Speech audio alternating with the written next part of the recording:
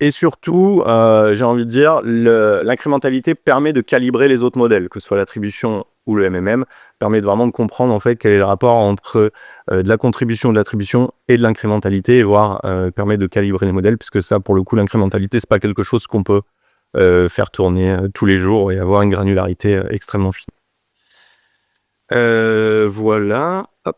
Alors, ce petit tableau, vous le trouverez plus en détail dans le livre blanc, puisqu'il y a beaucoup de texte et ne vous invite pas à le lire maintenant. Le message est simple. Il n'y a pas de meilleure méthode. On l'a dit plusieurs fois, il y a la bonne méthode pour le bon objectif.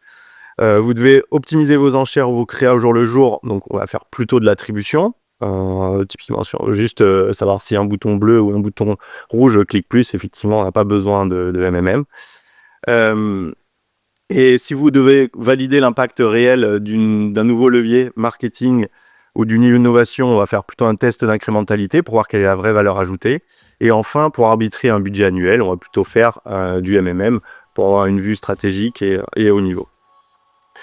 L'idée, c'est de ne pas faire tout avec un seul outil, et plutôt d'avoir une boîte à outils hybride d'outils de mesure.